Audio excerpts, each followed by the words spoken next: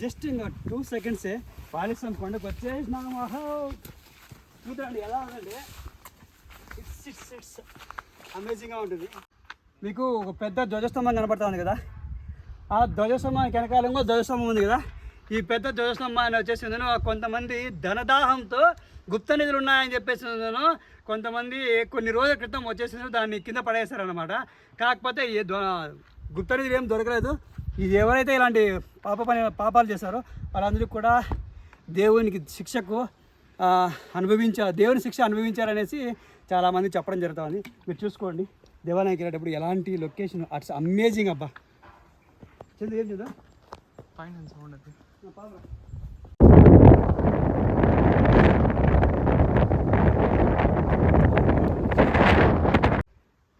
అదిగో వాలేశ్వర స్వామి దేవాలయం.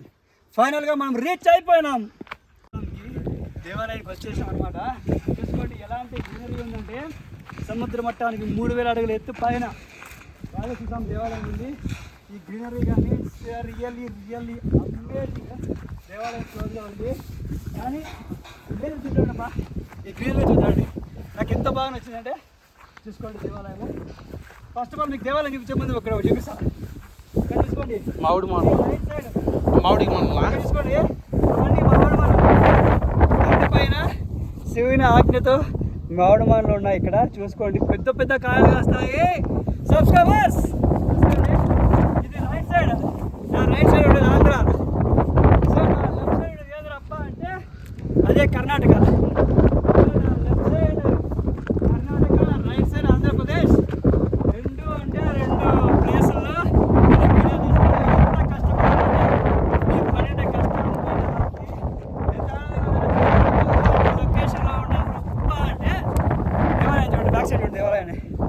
ఎంతో పెద్ద పెద్ద రాళ్ళతో ఈ దేవాలయాన్ని ఇంత పైన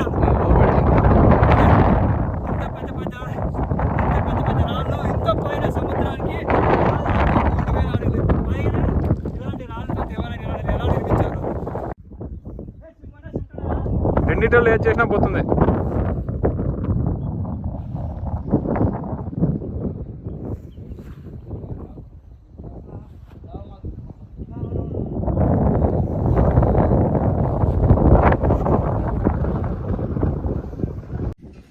వాలీశ్వర స్వామి దేవాలయం వచ్చి ఎడమ వైపున ఉంది. మనం కుడి వైపున వచ్చేసి ఒక ఆర్చీ కట్టినారనమాట. మామూలుగా ఇట్లా ఆర్చీ లోపల ఇలా దేవాలయంకి వెళ్ళాలా, కానీ ఈ ఆర్చీకి ఒక స్టోరీ ఉంది. అది ఏమ్రా అంటే వాలి సుగ్రీవు తర్వాత వాళ్ళ వంశం తర్వాత ఒక మహారాజు వచ్చేసిన ఆధ్వర్యంలో ఈ ఈ ఆర్చీని కడతాన్నారు అనమాట. అంటే ద్వారపాలకు అంటే ద్వారం కడతాన్నారు అనమాట. ఇక్కడ కట్టేటప్పుడు ఏమైందిరా అంటే ఒక మేస్త్రి తలకి బట్ట చుట్టుకొని ఎర్ర బట్ట చుట్టుకొని కడతా ఉన్నాడు. అప్పుడు వచ్చి గద్ద వచ్చేసింది పైన నుంచి చూసి ఏదో బ్లడ్ అని చెప్పేసి వచ్చి ఆయన్ని కొడవడం స్టార్ట్ చేసింది.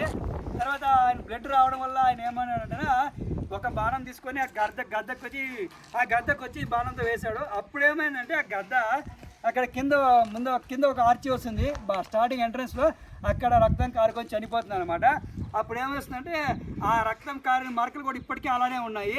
అప్పుడు గద్ద శాపం ఏం పెడుతుందంటే మీరు ఈ మండపాన్ని అంటే ఈ ఆర్చిని అంటే ఈ అంటే ఈ ద్వారపాలకం మాదిరిగా ఉంది కదా, ఈ ఆర్చిని వచ్చేసింది మీరు ఎవరు కూడా పూర్తి చేయలేరు. ఎవరు పూర్తి చేసినా సరే నా మరణం ఎలా జరిగిందో మీరు కూడా అలానే చనిపోతారు అనేసి అప్పుడు అంటే ఎప్పుడు రామాయణ కాలంలో రామాయణం జరిగిన తర్వాత ఆ కాలంలో శాపం పెట్టింది. అంటే అది సత్యయుగం కదా, అంటే చాలా నిజమైన యుగం కాబట్టి, అంటే రామాయణ కాలంలో జరిగినటువంటి స్టోరీ కాబట్టి ఇది అప్పుడు శాపం పెట్టింది. అందుకనేసి ఎవరు కూడా వాళ్ళ తర్వాత చాలామంది ట్రై చేసినా కూడా చాలామంది చనిపోయారనేసి ఈ ఆర్చీకి ఒక చిన్నపాటి స్టోరీ ఉంది.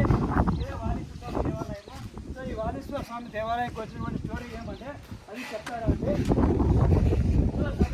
అంటే వాలీశ్వర స్వామి దేవాలయంలో వచ్చేసి సగభాగం అంటే అర్ధ భాగం అంటే ఈశ్వరుడు వచ్చేసిందును ఆంధ్రప్రదేశ్కి, తెలుగుదేశం భారతదేశం వచ్చేసిందును కర్ణాటకకి చెందే విధంగా తర్వాత వచ్చేసిన గవర్నమెంట్ వాళ్ళు వచ్చేసిందును ఈ విధంగా వాళ్ళు వచ్చేసి ఈ విధంగా డివైడ్ చేస్తారనమాట. కానీ ఏమంటే దేవాలయానికి ఆంధ్రప్రదేశ్ వాళ్ళు తర్వాత కర్ణాటక వాళ్ళు ఇద్దరు కూడా ఆ స్వామివారిని అమ్మ పార్వతీదేవిని కొలుచుకుంటున్నారు. ఇక్కడ మెయిన్ స్టోరీ ఏమంటే వాలి సుగ్రీవుల యుద్ధం జరుగుతుంది. ఎప్పుడు జరుగుతుందంటే సుగ్రీవుల యుద్ధం వచ్చేసి రామాయణ సమయంలో జరుగుతుంది అనమాట.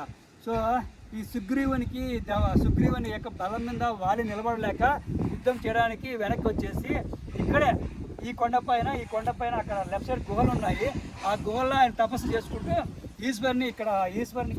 ఈశ్వరుడు శివలింగం రూపంలో ఉంటాడు కదా, ఈశ్వరికి ప్రాణప్రతిష్ఠ చేసి ఆయన కొలుచుకుంటూ అక్కడ ధ్యానం చేసుకుంటూ ఉన్నాడు అనమాట. తర్వాత వచ్చేసి శ్రీరాముని బలం వల్ల, ఈశ్వరుని ఆశీస్సుల వల్ల మళ్ళీ వాలి వచ్చి సుగ్రీవుని మీద యుద్ధం గెలవడం జరుగుతుంది. సో ఆయన జ్ఞాపకార్థంగా ఆయన తపస్సు చేసే సమయంలో ఈ దేవాలయాన్ని నిర్మించారనేసి ఒక పురాణ కథనం అన్నమాట. మీరు చూసుకోవచ్చు, దేవాలయం ఆల్రెడీ క్లోజ్లో ఉంది.